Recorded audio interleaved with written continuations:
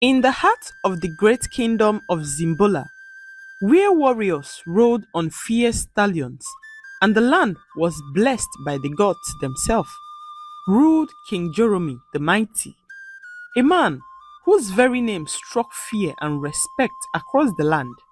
He was a ruler of unmatched strength, yet he had one weakness: his empty throne.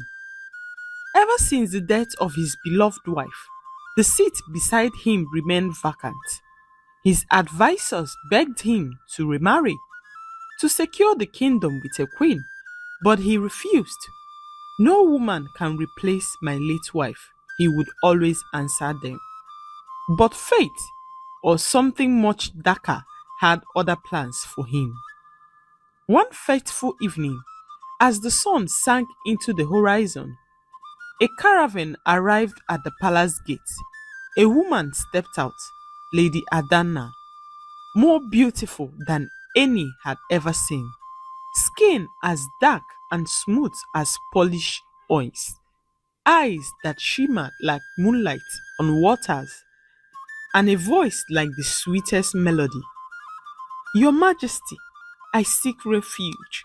My kingdom was destroyed, and I have nowhere else to turn."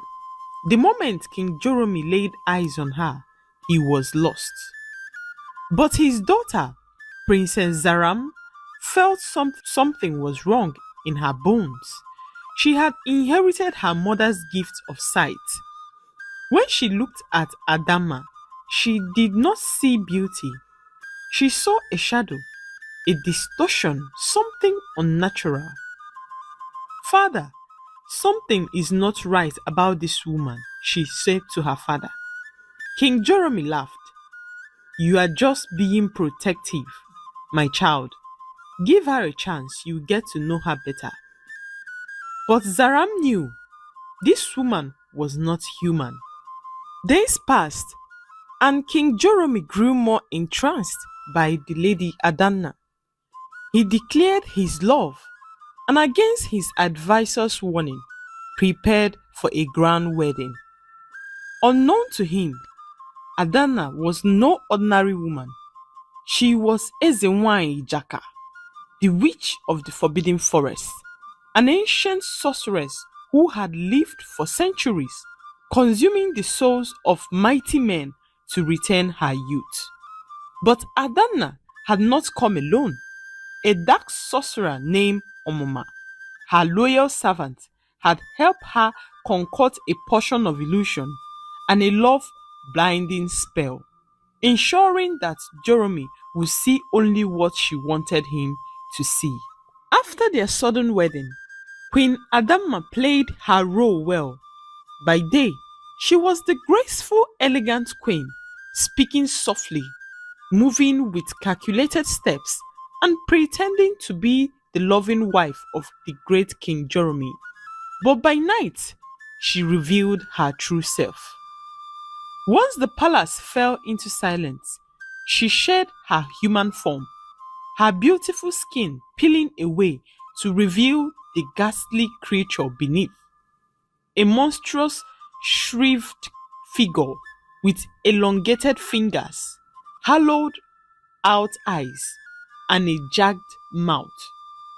She would slink through the secret tunnels beneath the palace, emerging into the wilderness, where she would feast on raw flesh, wild animals, unfortunate travelers, or even the bodies of the sick stolen from the village outskirts. She dug her fingers into the dirt, inhaling the scent of decay and rotten things. It strengthened her. But her mission was not yet complete. She needed King Jeremy to die. Each night, she poisoned his drink, not enough to kill him immediately, but just enough to weaken him, to make him frail until he could no longer fight back when the time came for her to take the throne. But there was one problem: Princess Zaram. No matter how much Jeremy weakened, Zaram grew stronger and more suspicious, and Adama knew that as long as Zaram lived, she could never and truly rule Zimbola land. One evening, after ensuring the king drank his nightly poison, Queen Adama retreated to her chamber and consulted the enchanted mirror Onma had given her. She stood before it, the dim light candle flickering against its dark glass. Mirror, mirror on the wall, who will rule Zimbula land when the king falls? The glass rippled, shadows swirled. Adama smiled, expecting to see her own image, but instead, Zaram's face appeared on the mirror. Her dark eyes burned like fire, her crown sat firmly on her head, and worst of all, she was smiling. Adama's expression twisted into one of pure rage. She let out a shriek so loud it cracked the glass of the mirror. No! This cannot be! The door burst open. Onuma the sorcerer rushed in, his dark robes flowing behind him. My queen, what is it? What provoked you? She pointed at the mirror, her eyes glowing with fury. The mirror has spoken treachery. It claims Zaram will take over the throne when the kings die. Onuma's face darkened. He stepped closer, touching the mirror. The rippling image of Zaram still remained there, a prophecy written in magic. Onuma turned to the queen. If the mirror says so, then it will happen, unless we do something to change it. Adama's face twitched with anger. Then, we must set a trap. Zaram must die before she ruins everything that I have worked for. The next morning, Adama changed her tactics. She knew that if she attacked Zaram directly, it will raise suspicion in the palace.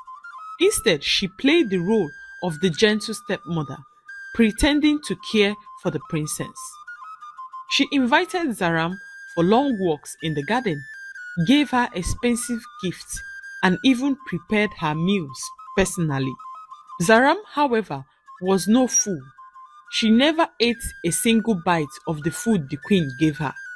But Lady Adama was patient. One day, she invited Zaram to her chambers.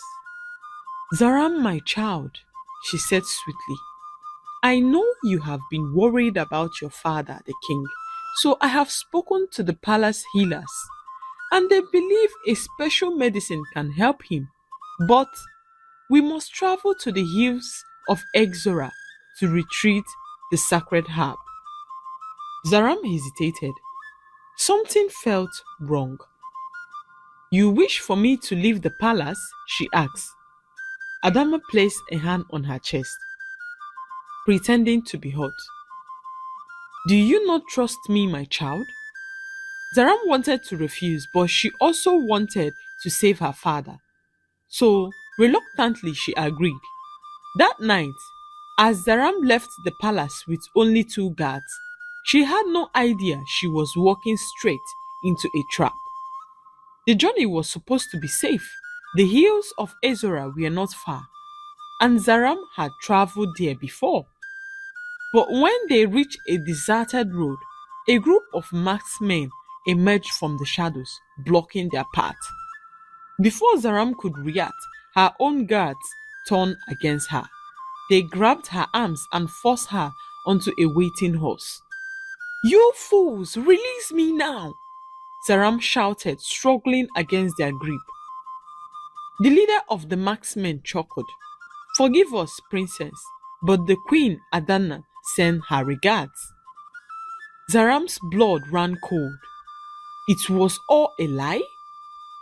The guards whipped their horse and they rode deep into the wilderness where no one would find her. Back at the palace, Adama sat at the throne beside the king. King Jeremy was weaker than ever, barely able to lift his head. Adama laughed. It is done, she thought to herself. Zaram is as good as dead by now. And soon, Jeremy would follow. The throne would be hers, or so she thought. King Jeremy sat on his throne, his heart heavy with worry. Days have passed since his daughter, Princess Zaram, left the hills of Exora, and she had not returned. His instinct told him something was terribly wrong. Unable to wait any longer, he summoned his most trusted warriors, men who had served him since the beginning of his reign. Find my daughter, he commanded, his voice filled with desperation. Bring her back to me, no matter the cost. The warriors, clad in leather and steel, mounted their horses and rode into the wilderness. They searched day and night, following the trail of hoof prints that led deep into the forest. But as they ventured further, they found something that made their blood run cold. A blood-stained dress. The warriors dismounted, staring at the torn, familiar fabric. It was Zaram's royal garment that she wore the very day she left the palace. It was ripped and soaked in blood. One of the warriors fell to his knees, his voice hoarse with sorrow. The princess has been devoured by a wild beast. The others bowed their heads. The forest was merciless to those who wandered unprotected. With heavy hearts, they gathered the blooded fabric and rode back to the palace.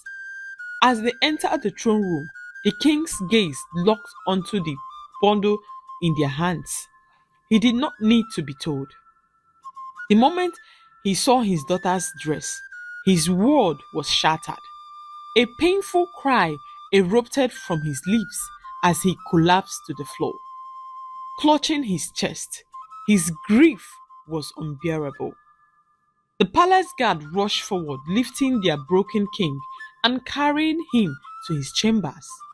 The royal healers worked tirelessly, but the damage was already done. King Jeremy was bedridden, his body weakened by the heartbreak and grief. As the healers tended to the king, Queen Adama stood in the shadows watching. Beneath her veil of sorrow, a wicked smile coiled on her lips. The fool is as good as dead, she thought to herself. That night, as the palace mourned, Adama took full control. She called an emergency council meeting, forcing the elders and chiefs to swear loyalty to her. Then came her first decree. From this day forth, every household must pay double taxes to sustain the kingdom during this time of loss. The people groaned in despair, but she was not done. Her second decree was even worse. Half of all your farm produce must be delivered to the palace as tribute. The kingdom fell into suffering. Farmers who barely had enough to feed their families now had to give half of their crops to the queen. Merchants who struggled to survive paid unfair taxes. The streets were filled with weeping. The witch has cursed us all, the villagers whispered, but no one dared to speak against her. Anyone who did vanished overnight. Meanwhile, deep in the forest, far beyond the kingdom's reach, the men who had kidnapped Zaram had traveled far away from the palace. They arrived at a secluded clearing. It was time to finish the job. The leader of the kidnappers grinned as he pulled Zaram forward. "This is the end for you, princess," he sneered. Zaram fell to her knees, her hands still bound. "Please," she pleaded, her voice shaking. "Spare my life. I will reward you greatly." "We don't need your reward. Queen Adama has paid us handsomely to see you dead." Zara's blood ran cold. So it was true. Adama had betrayed her. One of the men raised his blade above her head. Zaram closed her eyes, preparing for her death. An arrow whistled through the air and struck the man directly in his throat. He fell to the ground, choking on his own blood. Before the other kidnappers could react, another arrow flew, then another. Within seconds, three men were on the floor, their bodies hitting earth with heavy thud. Panic set in. Who goes there? The leader shouted, drawing his sword. But before he could strike, a shadow emerged from the trees. A tall, broad-shouldered man stepped into the firelight. His eyes glow like the moon, his bow still drawn. Zaram gasped, Obidike! Obidike! Obidike, the legendary hunter of the wild, had come for her. The last two kidnappers flee in terror at the sight of Obidike. Obidike rushed to Zaram's side, cutting the ropes on her hands free. Are you hurt? He asked. Zaram shook her head, swallowing hard. Thank you so much, Obidike, for saving my life. But we must go back. Adamma is poisoning my father. She is wicked. She was the one that sent them to kill me. We must save my father immediately before it's too late. Obidike nodded his head, expression grim. The witch will not wait. Then neither shall we. And as they disappeared into the night, heading back to the kingdom, the battle for Zimbola's throne had only just begun. As Princess Zaram and Obidike walked through the dark forest, guided only by the flickering moonlight, an airy wind blew past them, the trees rustling in an unsettling rhythm, and suddenly a shadow emerged before them. A figure cloaked in mist stood in their path. Its glowing eyes pierced through the darkness like two burning suns. The air grew thick, heavy with power. Who are you? Zaram stammered, gripping Obidike's arms. The figure spoke, its voice echoing like 1,000 whispers. I am the guardian of Zimbola, the protector of this land since time immemorial. Turn back, child of the king. If you enter the kingdom unprepared, death will claim you immediately. Obidike narrowed his eyes. We cannot turn back now. The king is in danger. The queen is a monster and we must stop her. The spirit's gaze darkened. You do not understand, mortal. The woman who sits on the throne is no longer just a witch. She has merged with the darkness itself. The forces protecting her are beyond what mere mortals can face. Zaram felt a chill crawl up her spine. Then what must I do? She asked the spirit. The spirit raised a ghostly hand and pointed towards the east. You must go to the sacred river of the gods. There, you will be fortified. Only then can you stand against her.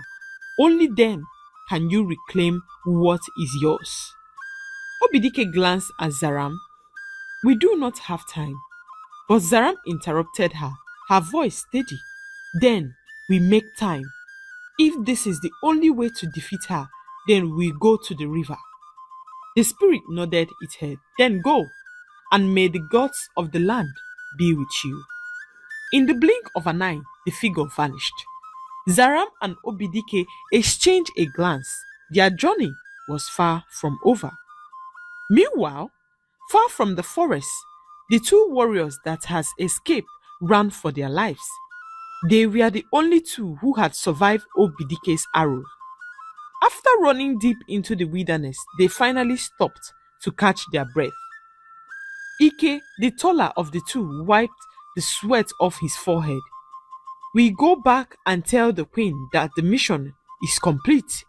She paid us well and we must deliver the news. Ekene shook his head violently. You are a fool, Ike.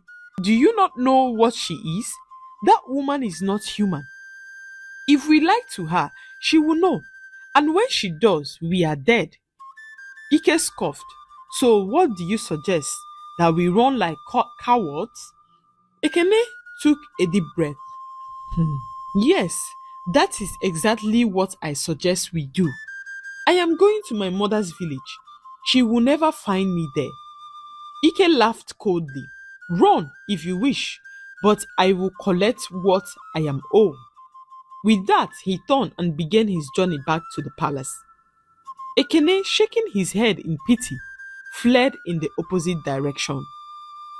Back at the palace, Queen Adama sat on her throne, her fingers tapping rhythmically against the armrest. Then the throne room door swung open. Ike entered, kneeling before her. My queen, the mission has been accomplished. The princess is dead. For the first time since taking the throne, Adama laughed, a deep, guttural laugh of triumph. That night, she paid Ike a personal visit in his hut, dressed in a silk wrapper that clung to her wicked cuffs. She smiled seductively at him. You have pleased me greatly, Ike, she whispered, stepping closer. A warrior like you deserves a reward. Ike swallowed hard, his body betraying him. He did not see the dagger she hid behind her back. As she leaned in, whispering honeyed words into his ears, her free hand struck like a viper. Slash! Ike's eyes wide in shock as blood spilled from his throat. He fell to the ground, choking, staring at Adama in disbelief. She laughed. Loose ends must always be cut off, she whispered as the life drained from his eyes. Later that night, Queen Adama stood in her inner chamber staring at the enchanted mirror once more. She ran her fingers along the glass and whispered, Mirror, mirror on the wall, who will rule Zimbola when the king passed on? The mirror flickered again. She laughed, expecting to see her own face, but instead, Zaram's face appeared once again. Adama's smile vanished instantly. Impossible! She roared. She turned to the great sorcerer Onma, who had been watching silently from the shadows.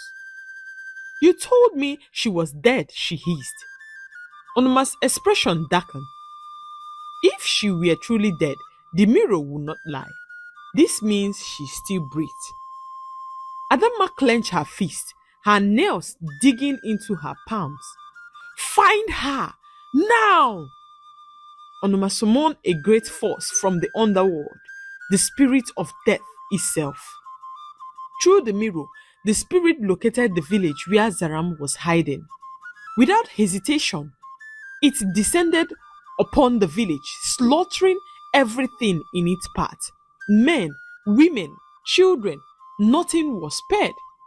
As the scream of the villagers filled the air, the high priestess, Zaram's protector, sprang into action immediately. She knew the queen's magic was powerful, but so was hers. Standing before Zaram, she chanted an ancient incantation. Suddenly, a perfect illusion of Zaram appeared beside them, an exact duplicate. Then she disappeared with Zaram. The spirit of death saw the illusion, thinking it was Zaram, and struck it down immediately. As the fake Zaram fell lifeless on the floor, the queen watched through her mirror and laughed in satisfaction. She is finally dead, Adama murmured. Now, the king is the only obstacle left. Once he is gone, I will be crowned the king of Zimbola kingdom. She wasted no time. The very next day, she ordered the king's final meal to be prepared. This time, there will be no slow poisoning. She would finish him once and for all. The palace was silent, shrouded in grief. The king had just eaten his final meal. The poison food walked swiftly, slipping through his veins like a silent assassin. That night, he fell into a deep sleep and never woke up. At sunrise, the palace maids discovered his lifeless body. The great Ikolo drum was sounded. deep mournful echo rang across the land, announcing the tragic news. The king is dead! The king is dead! The town crier wailed as he announces the king's death. The kingdom was thrown into turmoil. The people wept, tore their clothes, and cried to the gods, begging for answers. Had the gods abandoned us? Have we angered the spirit in any way? First, it was the princess. Now, the king is dead. They had lost their beloved king, and with him, their last hope. Meanwhile, Queen Adama stood at the palace balcony, watching the grief-stricken crowd with an amused smile. Her plan had worked. The throne was hers. That same day, Adama summoned the kingmakers. She stood before them, her voice filled with authority and venom. The king is dead. Crown me at once. But the elders hesitated. One of them, a frail but wise elder named Ezudo, cleared his truth. My queen, the laws of our ancestors do not permit this. You have no child for the late king. And since Princess Zaram is also dead, the throne must pass to another royal family. Silence, a deadly, suffocating silence followed. Queen Adama's face twisted in pure rage. Without a word, she lifted her hand, and two elders dropped dead on the spot. Gasp filled the room. The remaining elders fell to their knees, their body trembling. Mercy, my queen. Please, mercy, they cried. Adama folded her arms, a slow smile playing on her lips.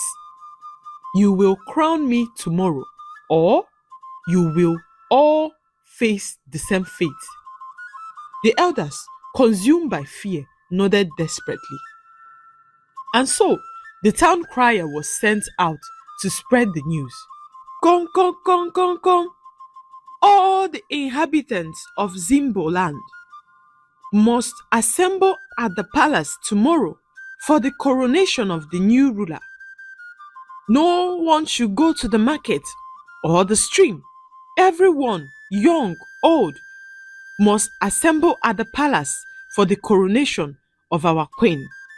The next day, the palace courtyard was packed with villagers. Fear and uncertainty filled their eyes as they watched the wicked queen kneel before the kingmaker. The kingmaker, with trembling hands, placed the sacred neck beads around her throat. He tied the ankle beads around her feet. Then, as he lifted the royal crown, ready to place it upon her head, "Stop!" a voice shouted through the ceremony. All heads turned.